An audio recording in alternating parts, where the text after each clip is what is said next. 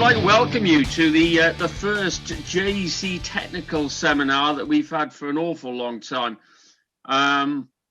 We have got three fantastic presenters for you.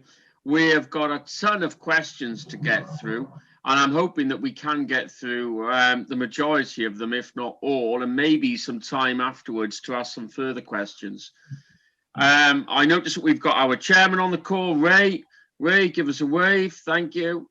This is being recorded as well because we will use some of this material for a podcast with Wayne Scott over the next couple of weeks. But first of all, I would like to introduce our presenters. So I will say a few words about them, but we'll start with Mr. Robinson. Hello, Tom. Can you hear me? I can indeed, my friend. So Tom is from Swallows Independent Jaguar Specialists. They specialize in servicing, performance parts, tuning, mostly of modern Jaguars.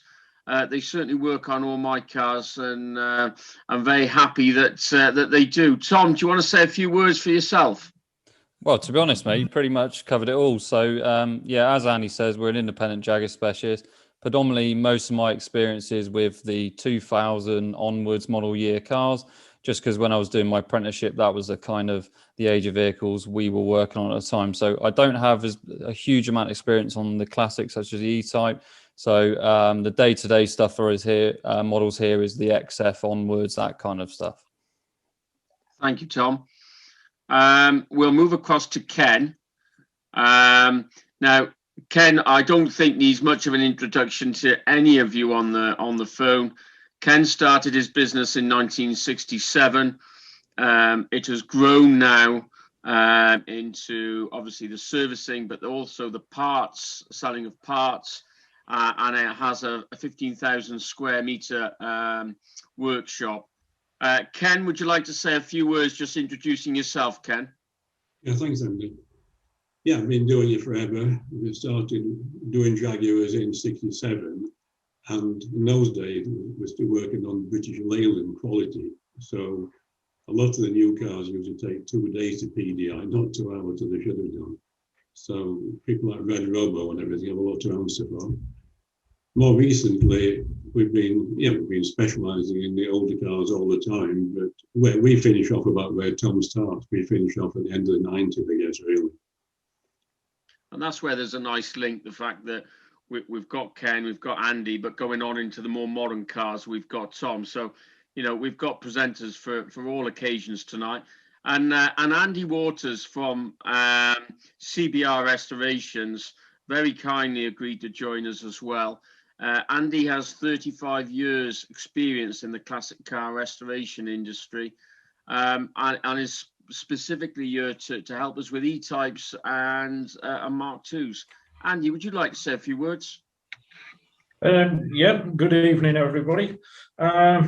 We started, obviously got into classics working for other companies, then started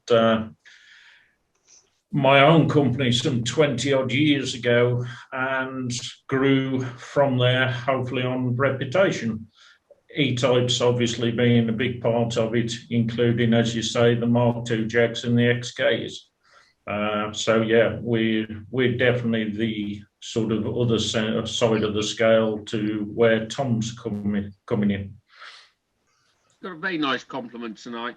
And what I'll do, gents, I'll keep everybody on mute. I will ask the questions because I think we'll get through more that way. But if anybody wants to chip in as we're going through with any pertinent questions, please put your hand up, and hopefully I'll catch on with that. Otherwise, there'll be questions at the end. But I will start off just with some general topics from each of our presenters. So, Tom, just to come to you, obviously we've had lockdown, and you've seen a number of issues, common issues throughout lockdown. But one of the issues that we'd like you to talk about is the Egr Valve issues in the more modern Jags. Okay, yeah. So ultimately, pretty much all the issues that we've been kind of experiencing with the modern Jaguars are mainly the diesel applications, purely because they are ultimately designed for kind of more mileage, and when they aren't being used, a lot of the components can cause excessive problems. So most of the added systems on the modern Jaguars are all to do with the emissions. Most of you are probably aware of this. They have to be compliant to a Euro 6. So they do have a lot of extra components added that aren't actually essentially needed to run that car. So as you said, Andy, EGR valve, which is exhaust gas recirculation valve, and that is literally what it says on a tin. So it is recycling the exhaust gas back into the intake. And ultimately that is there basically for emissions. It's trying to reduce the amount of NOx, nitrous oxide emitted from that vehicle. So it's not essential, but it is there for the emissions. So is what we start to see when cars get lack of use is the earlier EGR valves are vacuum operated. So they have like almost like a piston or a valve in there that opens and closes to allow the exhaust gases in. And because it is on the exhaust side of the system, is what happens is it gets carbon buildup on that piston. As what can happen is it can either become seized or jammed, or it can jam open or closed. And is what that can do is damage the solenoid. So when the car feels a restriction, it will jam at a certain point. You'll then get a restricted performance light or an engine management light. And obviously with all of the lockdowns, etc., that we're currently going through, cars are getting used a lot less, and they're not getting used as hard as fast as they would do normally. Yeah. And obviously, you know, if you get the warning lights, then you need the diagnostics to be able to diagnose that and switch the lights off. Yeah, that's correct. You need to obviously ascertain firstly what's causing it to do that, and quite often, because there's so many other systems linked on these vehicles, it can be knock-on effect from another component. So, for example, if there is a problem with an EGR valve and the car's carried on driven, you can cause other issues because of the fueling on the car. So that can affect components such as DPF. So you can have DPF issues, and then that leads on to a whole host of potential other issues you're going to have to rectify. So yeah, lack of use, unfortunately, does cause quite a few problems with these modern diesels. Thanks, Tom. I appreciate that. I don't get too many diagnostic problems with my Daimler 66. They didn't really know what diagnostic was in those days. Moving on to Ken. Ken, obviously, a lot of your business is about the supply of parts. Throughout lockdown, Ken, have you seen any particular issues with the supply of parts for Jags? Yes, I mean, well, personally, some of our manufacturers, well, the small companies around Birmingham and Coventry, a lot of the owners are my age or even older, and some have actually retired and given up now. Some are still going in 1 day a week, so sometimes it's difficult to get a quick supply of parts when we need them. And also, when buying from some of the other people, quality control has been an issue recently. I can't hear him. Can't hear him speak. He's not loud enough. I don't know how to increase the volume of it. So yes, also quality control has been an issue when we've been buying parts in. The people who do quality control, I think, are just staying away at the moment, so that's an issue. Can you hear me now? I'm getting you, Ken. Yeah. So I don't know how to alter the volume. I think it's just a case of maybe sitting a little bit closer, maybe. Okay. But I think that will be okay. Okay. Yes, you've obviously seen a few issues, but more on the quality control side of things, Ken. Well, that's right. When we've been buying parts in for the bigger boys, the quality control is quite bad at the moment. We've had quite a lot of substandard parts, which we can't do a lot about at the moment until they go back. I mean, lots of people are still working from home, aren't they? Well, they are indeed. They are indeed, and that's going to be certainly for the near future. That's going to stay as it is, isn't it? It is. Yeah. Andy, just coming to yourself. You've obviously been in the industry for 35 years. You've restored numerous E-types. Could you just tell us some of the sort of common pitfalls about restoring an E-type? Yeah, I mean, there's numerous ones. The main thing is all the way through, from start to finish, everything has literally got to be trial fitted. and made to fit the car, or the car fit the items sort of scenario. Yes, going back to what Ken said about some items of quality, there is not one set sort of shape or profile for each vehicle.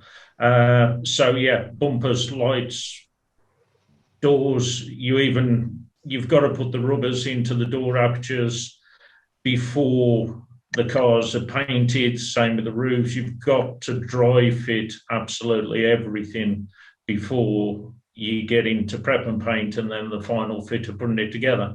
Even to a point, some items like chrome would be a lot better off being supplied well before being chromed, so that they can be worked in their raw state to each vehicle. One item that I'll mention is, well, two items we seem to find, and I've actually just done a video on it for somebody else. The drain holes in the back of the E-types, the amount of people that are prepping, painting or fabricating them and not putting the drain holes back in for the rainwater. The other one that they seem to do is the membranes in the doors. They're either leaving them completely out or putting them on the wrong side of the door, between the card and the door. And if you look at the profile, it should be inside of the door itself. So there's plenty of pitfalls. With E60 coming up, you know, there's going to be a huge amount of E-types on the road this year. Do you foresee any particular problems this year with the supply of parts for E-types? Again, the supplies first time round in the first lockdown, it seemed we could get everything, but that was because everybody was carrying a mass amount of stock. We have seen what I call the second lockdown, because during Christmas really doesn't count, so I class it as a second lockdown. Part supply really is sort of becoming slower or drying up, because again, companies got people on furlough, so they're not producing to get the stocks back up. Well, thanks ever so much, Andy. Appreciate that insight. So what I'm going to do now is just move through some of the questions, and I can see a lot of you on the phone, and I've got your questions in front of me. So I'll start to move through these questions now. Now, I am going to bounce around a lot with this. Partly, I don't want, obviously, the call just to focus on one particular topic. I want to bounce around and cover as many topics as possible. So we will kick off with a question for Ken, and it's from Ian Noble. I can see Ian on the line. Now, I know Ian had a very specific question about bringing his E-type over to you, Ken. So I'm not going to sort of think about how he books his car in with you, etc. But Ian has asked about routine maintenance and bringing the cars out of hibernation, and the things to look out for and the things to prepare your car for. Well, obviously, it depends really when it was last serviced.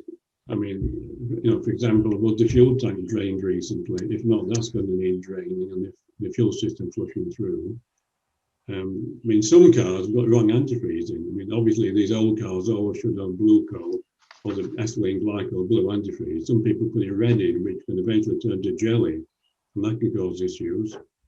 Things like the tyres, of course, must be fit for purpose and not too old. And certainly, if the car's been stored a long time, the tyres can get flat. When the car is in storage, we normally put the tyres at 40 pound pressure to avoid getting flat spots on them. Yeah, brake fluid, that's another thing. I mean, a brake fluid normally needs a really good flush out. We use 5.1 brake fluid in E-type because it's high boiling point fluid.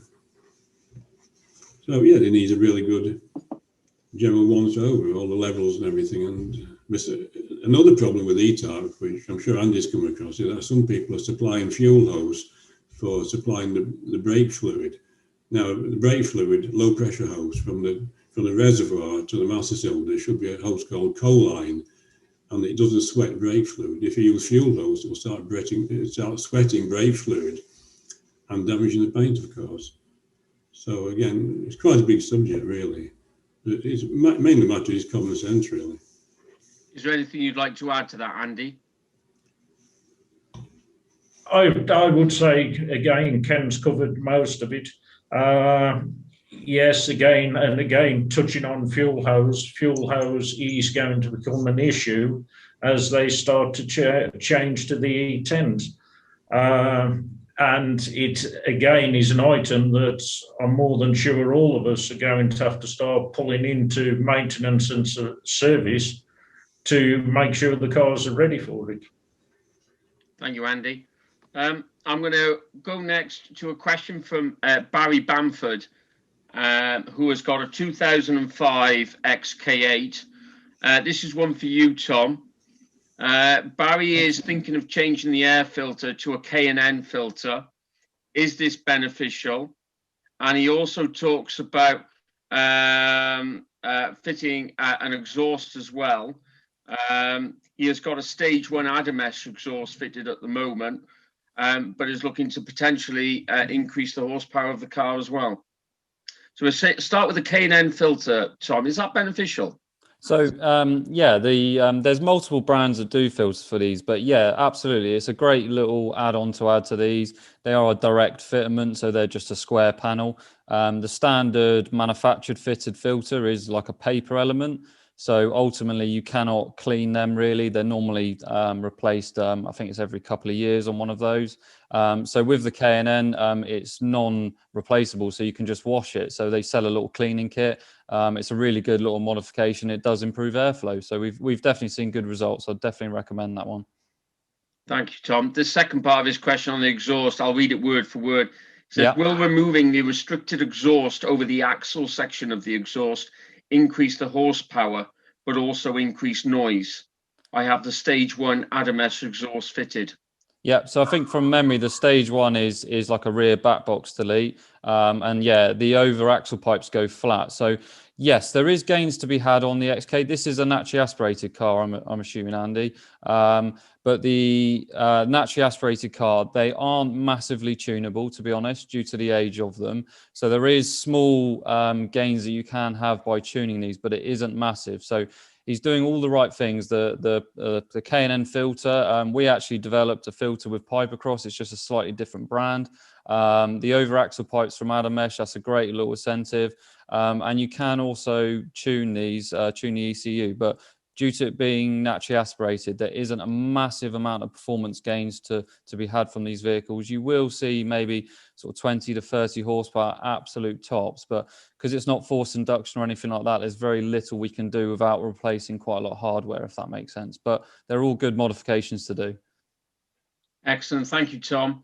I've got a question from Philip Irvine, and this is for Andy Waters.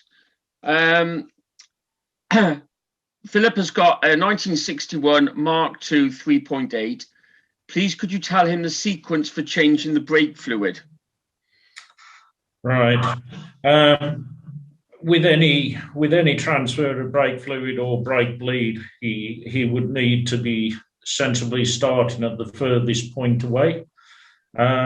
So yeah, we would do a low vac from the near side rear, which is the furthest point away from the brake master cylinder, to the offside rear, being the second one to pull the fluid.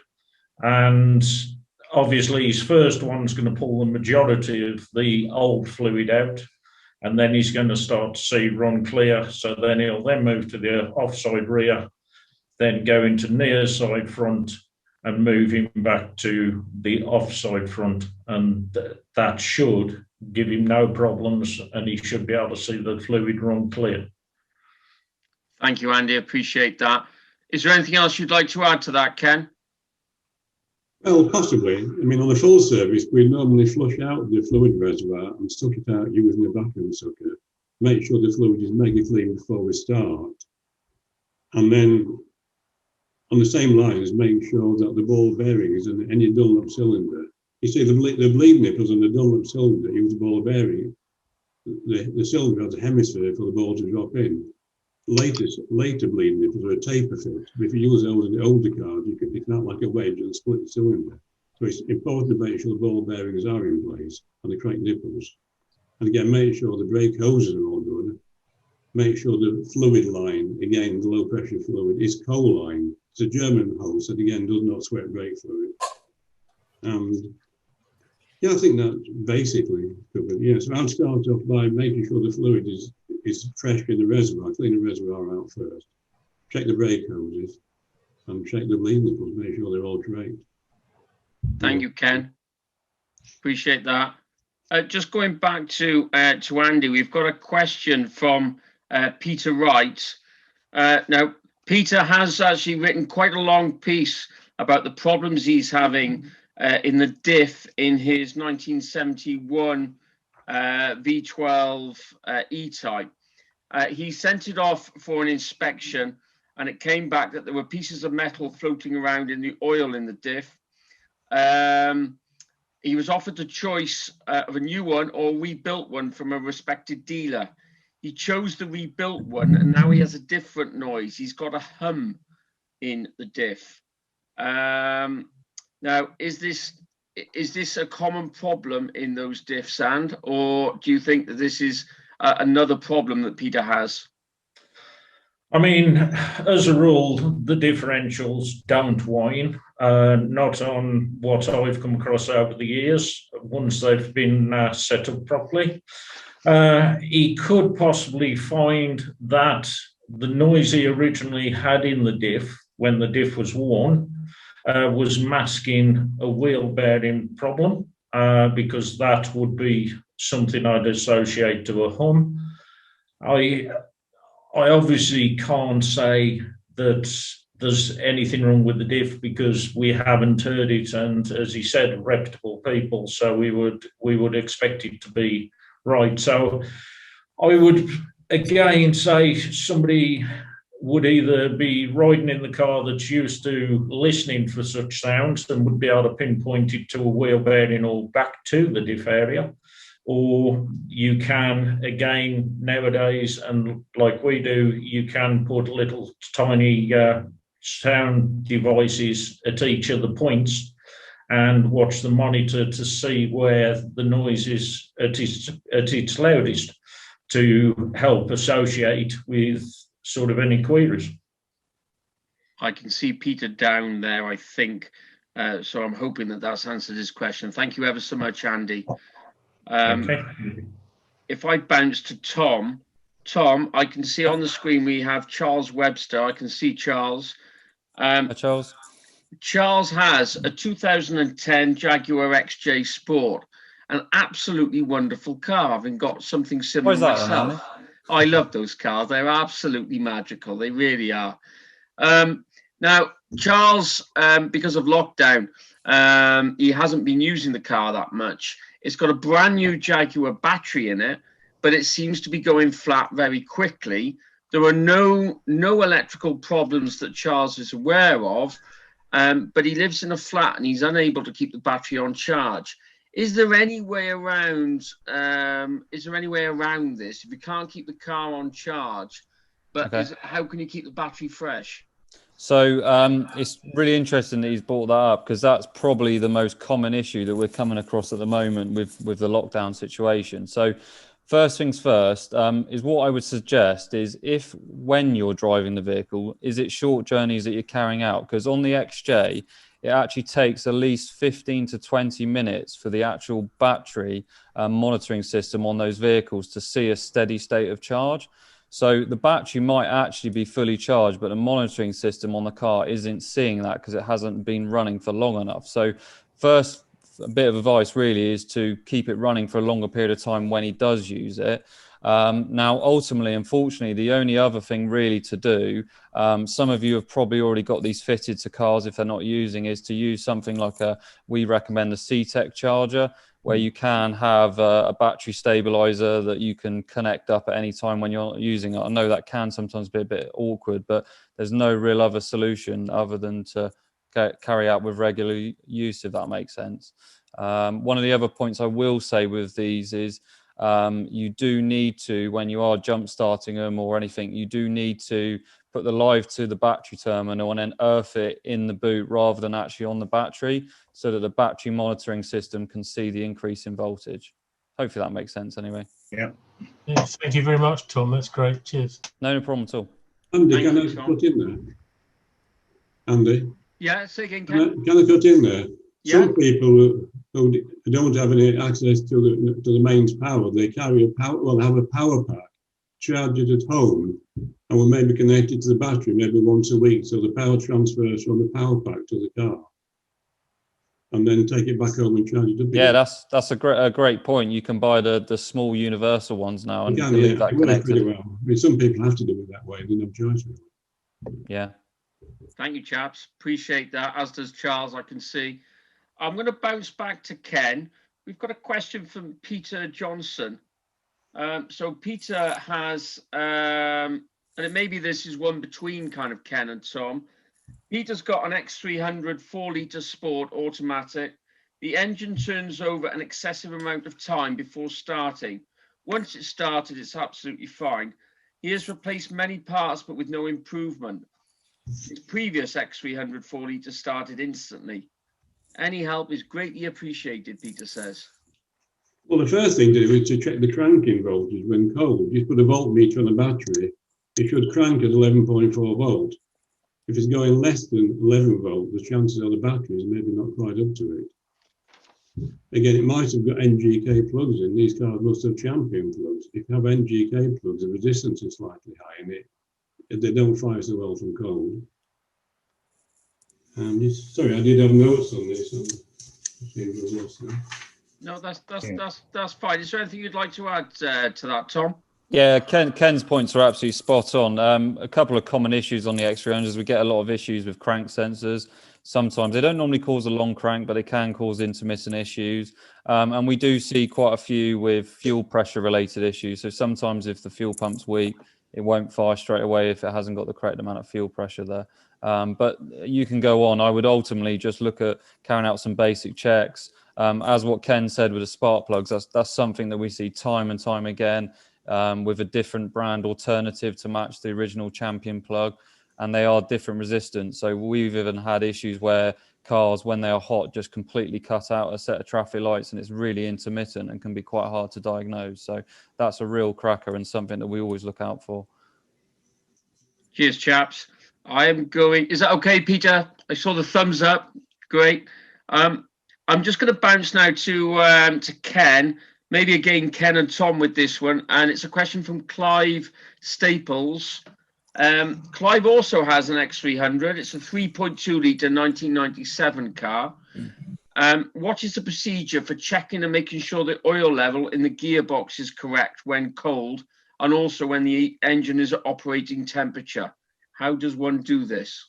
Okay, well, obviously the car has a dipstick. So the first thing you do is pull the dipstick out and wipe it clean. Run the engine on tick over. It needs two people to do this. You need someone sat in the car with your foot on the brake. Run on tick over, go through all the gears. When you get back into park, at that point, dip it and see where it reads. It has a cold and hot position on the dipstick, so it should show high on cold. Then ideally drive the car about 20 miles, then check it again. Again, run through the gears, foot on brake. Wipe the dipstick in the first place, then re-dip it when it goes into park, and it should show on the hot full position. Excellent. Thank you, Ken. Okay. Anything to add there, Tom? I think that was very comprehensive, wasn't it? No, that's covered everything. I'm going to just jump back to you, Tom. Yeah. There's a question from Ray Brooks. I can see Ray is on the call. Okay. Ray has an XKR. It doesn't say the year of the XKR, but it's got an amber DSC fault when starting from cold or after a period of storage. The total mileage on the car is only 5,000 miles. It's little used car, but regularly run and taken around a 40-odd mile plan route. The DSC switch in the center console is always inoperative when the fault shows. Okay. When it's up to temperature, though, the fault disappears. The center switch has been center switch module has been replaced on 3 occasions, I think, but you're still getting this this warning. Any advice there, Tom? So, firstly, that's really unusual mileage. I've not seen one with that kind of low mileage. So, from what you've described, it does ultimately sound like battery voltage related, especially if it's only coming on when it's first started up. Now, all of the DSC system will be inoperable when that fault light is on. So that's why the button won't work on the center console, because the car's seeing a fault. So because it's a safety related system, it just doesn't work, or any of it, in case it misreads. So firstly, I would be wanting to look at that. When you first crank the car from cold, that's when it's going to see its full cranking amps, which is often why it false flags the DSC fault there. But ultimately, really, the only way to confirm it is to actually scan the car when it is on fault to see if it has logged the fault code, and then you could carry out a little bit of further diagnostics. But we do see this from time to time with cars that have been stored. When you do first start them up, sometimes until the battery voltage is back up to where it should, sometimes it can flag the DSC system fault. Thank you, Tom. Thank you, Ray. I'm going to bounce to stay with you, Tom, actually, and I'm going to go to David Badham. I can see that David is on the call, and David has a 2002 XKR. He's got a problem with the security locking module. The keys work, okay. The car responds by gear shift, but the alarm only works manually. That's the information I've got from David. Okay, I'm not sure entirely what it means with the gear shift side of things, but going to the security locking module. So the actual module itself on these, as some of you probably read, is pretty notorious for failing. So it's in the boot of the XK, and we do get a lot of issues with these harboring moisture. So they can cause all sorts of issues. Normally, the first thing to go down is the key fob side of things. So as he's described, it's only able to lock on a key. Now, it could be something like the actual module at fault. It could even be something as straightforward as just a key fob batteries or losing program. So I'd want to carry out a couple of basic checks to it and just see if the actual key fobs are sending out a signal firstly. A couple of little points you could check himself is just to make sure the batteries are all okay in the fobs. Also, you can actually access the module. It is in the boot, and you can just make sure the antenna's still connected. I have had issues with those antenna cables that connect to them. So that'd be the first few little things I'd want to check, but ultimately it is a common issue on those, I'm afraid. Thank you, Tom. I'm going to bounce to Andy now. It's a question from Gerald Banfield. And Gerald says, I need the oil filter housing on my Series 1.5 4.2 E-Type refurbished. I believe the seating for the oil pressure relief valve is worn. Do you know how there was an article in the magazine, and I think we can obviously go through and maybe get Nigel Thorley involved in that one. Do you know anybody who does this work on the oil filter housing, or is there anything that he could do himself? I mean, obviously, again, going back to the magazine issue that he's aware of, that's obviously before I sort of joined onto your team. So, yeah, I'd need somebody else to look into that bit, as you've just said. Again, bar from checking the springs and swapping the individual units, there's not a lot else he can personally do himself, because it is, if anything's going to be done internally to it, it's a machinist that's got to do it and sort of make fresh collars for it to sit against. There are obviously new housings available. Yeah, they come at a premium cost, but I know that there are sort of reproduction. But it's certainly sticking anything down there himself and having to prod around and having to play with it, I would certainly advise him not to do, in his own sort of capacity. It's going to be specialist. Indeed. Is there anything you'd like to add to that, Ken? Well, what we do when we do an engine build, we grind a valve, we grind it in using fine grinding paste, and that normally works. But as Andy said, if it's badly grooved or anything, it would be more specialist. But fine grinding paste often does save the day. Going back into there, and valid point, Ken, yeah. But again, it's not something I'd be advising somebody. I don't know what his mechanical knowledge is, and going near it, as I've got to look at it, that he's probably a DIY stroke amateur. Yeah, I could be totally wrong. I would not advise him to go near it with grinding paste. I know, obviously, yourself or ourselves, yes, but you know, he really needs to give it somebody who's used to such materials. Yeah, true. Thank you, Andy. Just sticking with yourself and Ken with this one. We've got a question from Chris Chapman. There is a Chris on the call. I can see Chris. I'm not sure if it is Chris Chapman. It's not. Looking at the shaking of the head, it's not. Chris Chapman asks, when setting up the front suspension on a Series 3 E-Type, the shock absorber is replaced by a fixed link. What is the dimension of the fixed link, center to center of the mounting holes? Very, very technical, this, chaps. If I sorry. Again, on the bars that we've got set, I believe 495 millimeters stroke 19.5 inches would be the measurement from those 2 points. Again, Ken will be able to confirm this. Well, we go to 19 inches. We like the car to sit a little bit lower, and we find it drives better, so we go to 19 inches. But also the cam is setting halfway down its travel, so that then it can be fine-tuned up or down on the cam as well. Thank you, chaps. I'm going to bounce to Tom. This is a question from Jeff Abrams. Do you recommend putting a leak sealer in the cooling system of XK engine cars as a matter of course? I understand Jaguar did this from you at one time. So is this a classic XK engine? It might be something for Ken or Andy, but I mean, on the more modern vehicles, that's something that we personally would stray away from. Personally, I see additives as more of a temporary measure than a permanent fix. Ultimately, if there's a leak on the system, we would look at replacing the component that is weeping there. I'm not entirely sure on the earlier XK engine. Maybe Ken or Andy can answer that a little bit better.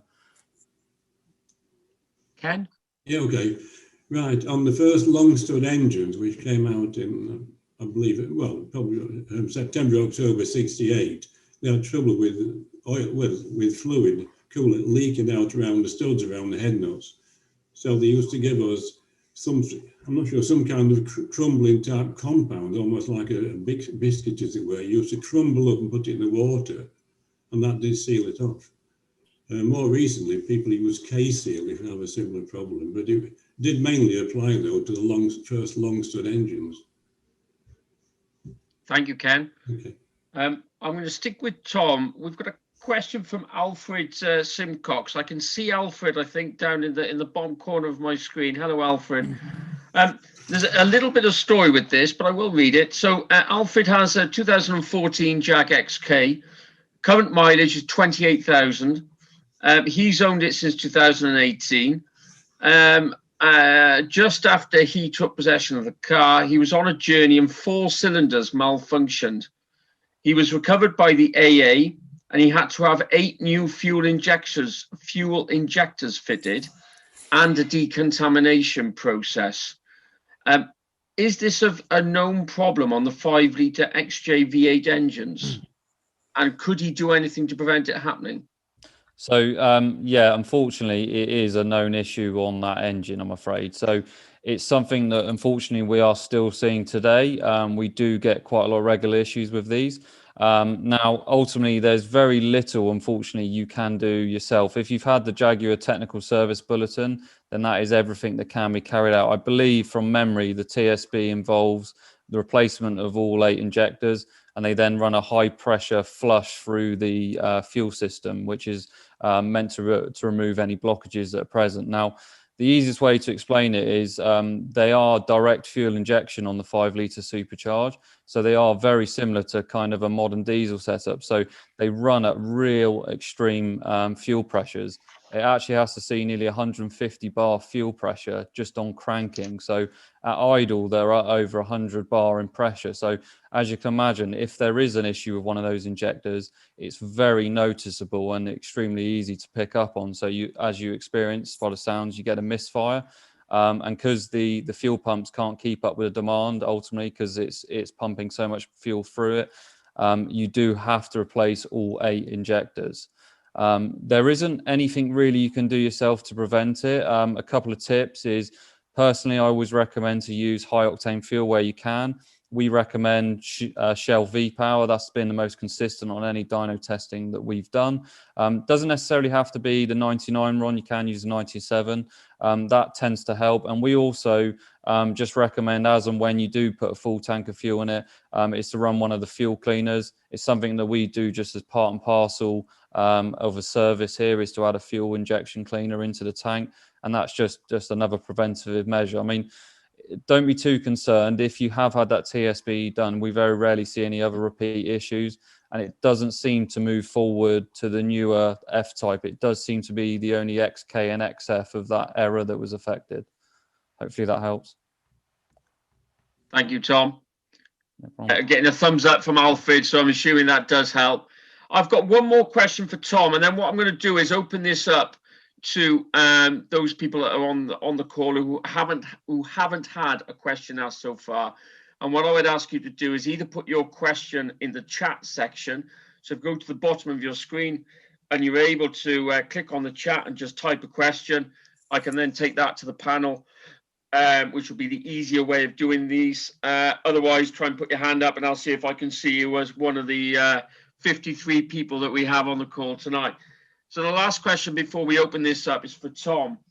Tom, Jeff McClellan asks about re-chipping an XJ16 supercharged engine. What can you recommend with that, and would Swallows carry out the work? Yeah, sure, no problem, Jeff. I think we've actually done some work on this car, if I can remember rightly, Jeff. Ultimately, yes, there is modifications that can be carried out to the AJ16 supercharged. As some of you probably know, I actually raced one of these in the JEC Championship, so it's something that we've done quite a lot of development work on. Now, ultimately, we don't do a huge amount of ECU tuning on these vehicles, purely because the ECU is the early Lucas ECU. It's just not something that we've done a massive amount of development with. We mainly use standalone management. So you probably already know this, Jeff, but the best man for that job is a gentleman called Andy Stoddart. He was, I believe, involved in some of the original development for these. He has still got the software to be able to tune his ECUs. So I would personally recommend him to do that. If it was on a standalone management or something along those lines, or one of the more modern ECUs, we could carry out that here. Carry that out here for you, but ultimately that would be your best thing to do. You can add the lower supercharger pulley to the AJ16 supercharger. That's the most common upgrade, and Andy could allow for that in the tune, and that would be quite a good package for that vehicle. Thank you ever so much, Tom. No I'm going to open this out to the floor now. If you've got a question, then please raise your hand, and I will come to you. I remember, if my memory serves me correctly, that Barry had a question, but I wasn't sure whether or not we could include it. Barry, do you want to come? Have you got that question? Yeah. I recently acquired a Series 3 V12. The guy I bought it from told me the speedo is way off. I'm not sure by how much at the moment, but it's had a conversion some years back from a auto to a manual box using a get track box out of an XJS. Are there any options for changing the actual speedo drive in the box, or is it a case of needing to get the speedo head recalibrated? I don't know who wants to take that one. Maybe Ken. No one. I'll take it, certainly. Thank you, Ken. Okay. Well, I would get the speed of head recalibrated. It's probably cheaper. There's a company called John Ostick, JGO Instruments in Keighley. We use them. They're quite good, really. Who's that again? John Ostick, JDO. If you go onto their website, it'll give you details of how to check the speedo cable turns per mile. Okay. Okay. I think that's probably the easiest way. You can alter the gearbox, but again, that can be difficult. It can be quite expensive. Okay, thanks. I just want to go to Ian because Ian's put his hand up. Ian? Yes, I made the modifications that you've just said to Series 3. I put a 5-speed box in it and a different diff. And yes, the speedo was about 10% out. And following Ken's recommendation, I went to John Ostrich, yeah, and he did a super job, and it's now reading accurately. So I recommend him. Okay, thank you. Thank you, Ian. Thanks for that, Barry, and thanks for the answer, Ken. Darren has asked a question on the chat. Darren has an Xfrs, very nice indeed, Darren. He says, are there any common issues with the coolant system on the Xfrs? He has 32,000 miles on the clock and it went pop. He was very surprised. He stopped the car very quickly and it was replaced under an extended warranty. But he worried that will happen again, Tom. Sorry, he's worried he's gonna. When he says it went pop, does he mean the coolant system, or do you have an engine failure? Well, Darren is on the call, I think. Let me just see if Darren. Yeah, I'm on the call. Sorry, just unmuting. Hi there. Yeah, no, it's it basically just came up with a warning light. So the engine didn't fail. The coolant system failed, but it literally made a right mess and took out the power steering as well, all the fluid that came out of it. Really? Okay, so there is a couple of common issues on that engine for coolant leaks. I don't know what you had replaced. Some of the ones I'll just rattle off the top of my head. Water pumps are really common on those. Same on the F-Type. There's also a little plastic T-piece housing behind that, which is really common for failing. Now, ultimately, most of the components on these modern engines now are plastic. So obviously being on a coolant system, they get hot, cold, so they can get quite brittle. So it's not something that we see day in, day out for coolant leaks, but unfortunately it can happen from time to time.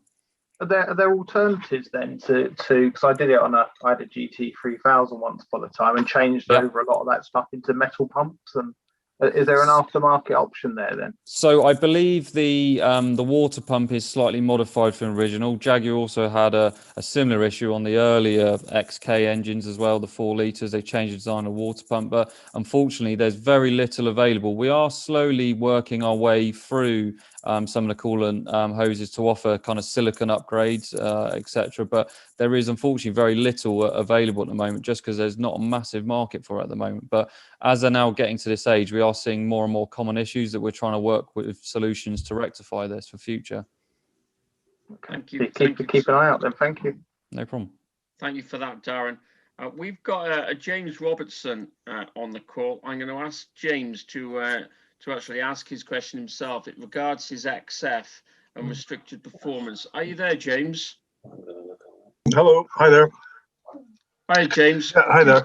I was kind of playing with the pedals on the XF, and it's a 2.2 2013, and I was pushing it a wee bit. I took it out in a bit of a run on the countryside, and I was pushing it, and I went into the sports mode. And it's where you choose you choose the gears. So you choose 1, 2, 3, 4, 5, 6, 7, 8.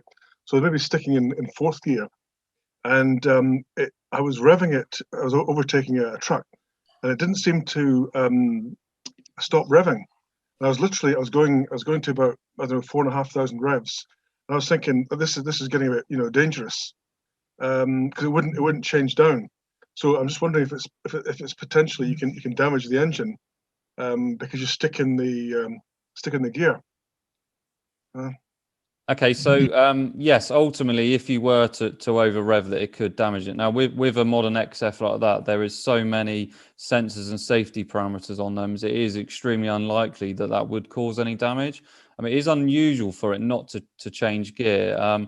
if it is on the paddles, ultimately it will go right the way around nearly to the red line. But once it sees that you haven't given it a gear input, it should eventually change itself once it sees that. But it is pretty rare for you to be able to cause some damage with these modern management systems. They've got so many different safety parameters on there to stop that happening. So you should be absolutely fine, to be honest, James. Yeah, but so if you're in sports mode, mode it will automatically change down once you've put the kick down to a certain amount. That's correct. Yeah. I really don't remember. Well, I don't know if I didn't do something because I'm just so tuned into automatically changing up and changing down. Yeah. But I was literally I say I was about 4,500 revs, and I think it was it was still let me rev it, and that was in the red. Yeah, sure. The engine was struggling a bit. It was giving me some funny noises. Yeah, no, it should have changed gear by then. To be completely honest, were you able to change up a gear by pushing on the paddle, or did it not change at all? I think it was gonna. I got the feeling from the engine that it was gonna stay. It was gonna rev and rev and rev and rev. It wasn't gonna change. Okay. But then eventually I thought, right, I'm right I'm on beyond the red line, so I better change down. But I mean that was at the stage where I was still not really familiar with the paddles, and then I saw a tutorial on YouTube how to actually use the paddles. Yeah. And if you're on the right, you pull your right hand in, and you press in the right hand pedal for a second or two, and then it automatically reverts back to the sports mode. That's correct. You can also, if you hold the right hand paddle and left, it will default you back to an automatic gearbox as well. So you go away from the paddle shift. So that's sometimes, I've done it myself, just driving along, knock the paddle. And if you want it to just go back to the standard automatic, just hold the right down paddle and then touch the left, and it should go back to all fully automatic then. Yeah.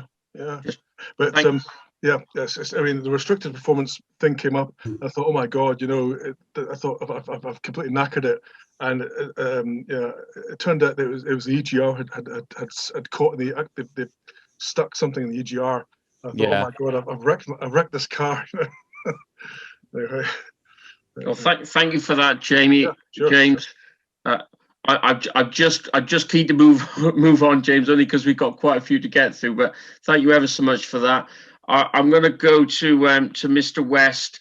Mr. West has got a question which I guess can be answered by Andy or Ken. Rich, do you want to ask the question? Yeah, good evening, Tom. Good evening, everybody. Tom, as you know, I've got a brace of XJR 100s in the collection, and also a 4-litre Sport X300. All three of them, between them, have done 101 miles in 14 months. Yeah.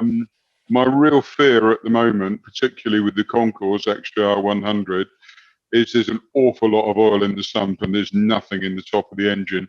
What would you recommend on a restart procedure for those cars? Because once the weather improves, clearly I need to get them all up into full operational mode again.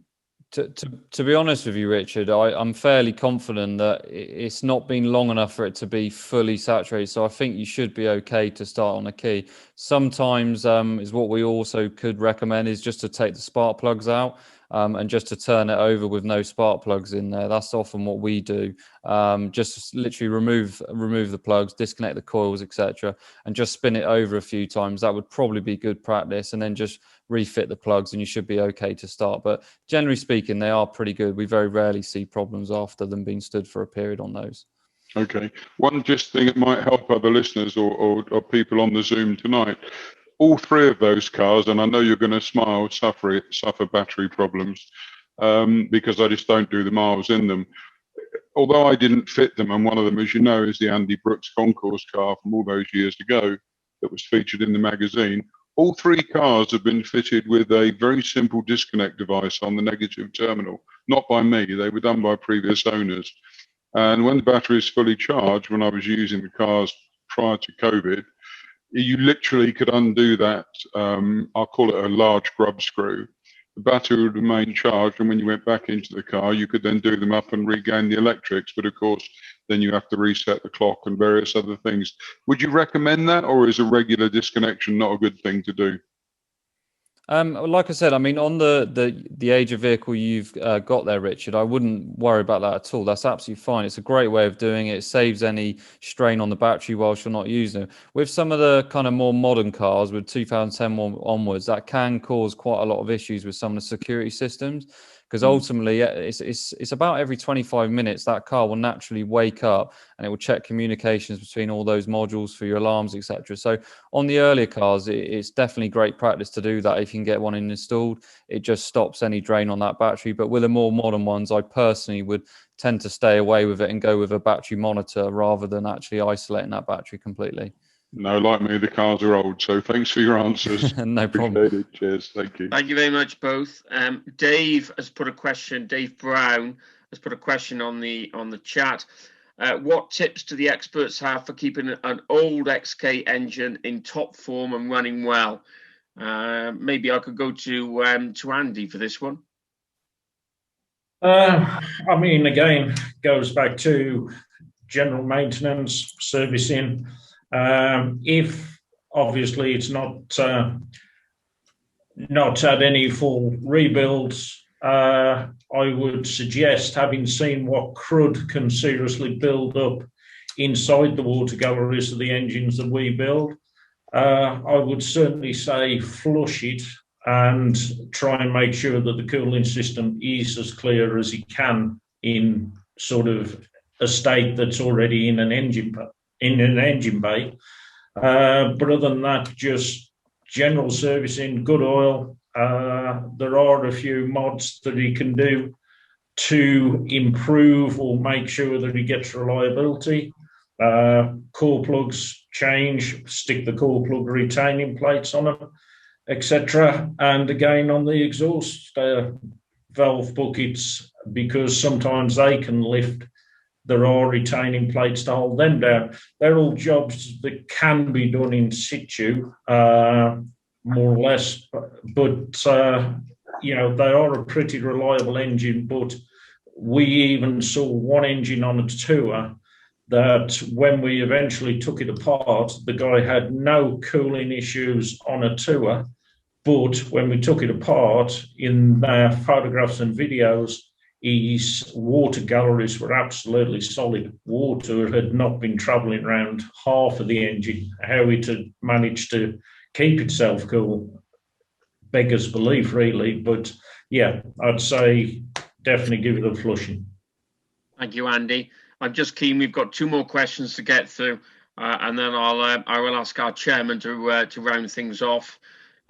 We've got a question from Jeffrey Crook.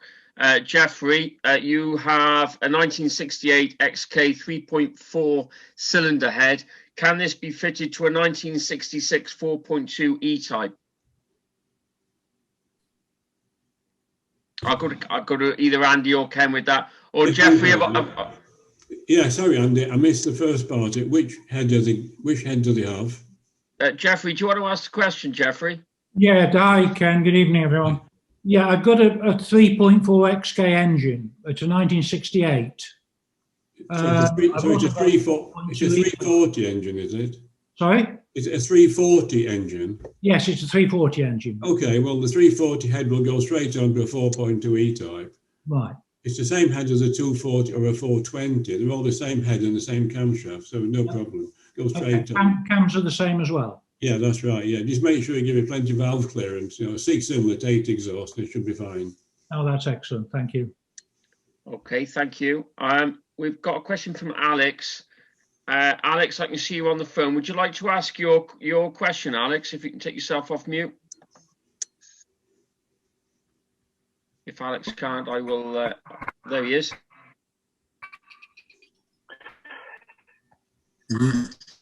Yeah.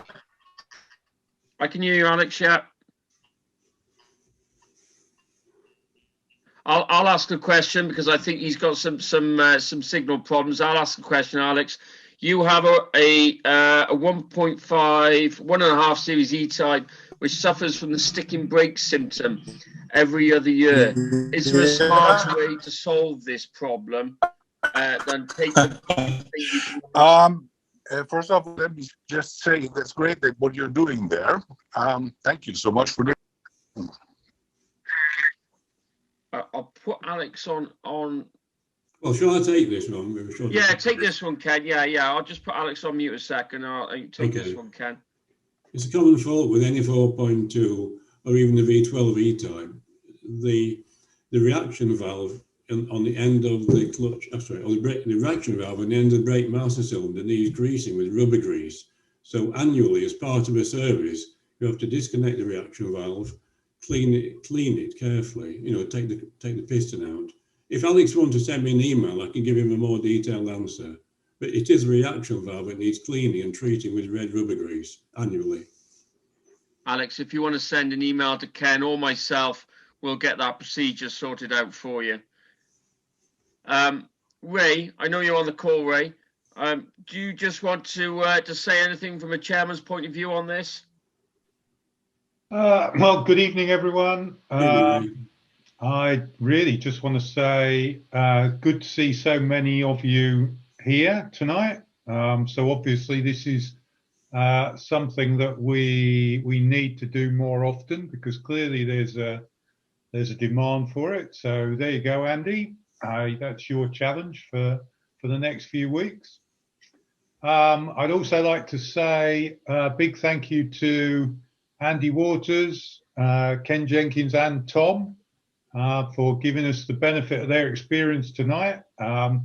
Always very difficult doing these things over Zoom with so many people on as well.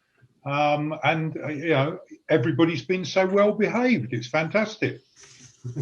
So thanks to our experts. I think we've had some really good answers this evening. And thanks to all of you for turning up. Thanks to Andy and co for organising it in the background. So let's do more of them, please, Andy. We will organise one for April. Hopefully, Tom, Andy, and Ken are up for it again. If you do have questions, then look out for this on the website in April. It will be announced, and in the Friday Spotlight emails as well. And please send the questions through when you register. Thank you for everybody's time, particularly Andy, Tom, and Ken. And happy motoring, stay safe, and we'll see you all soon.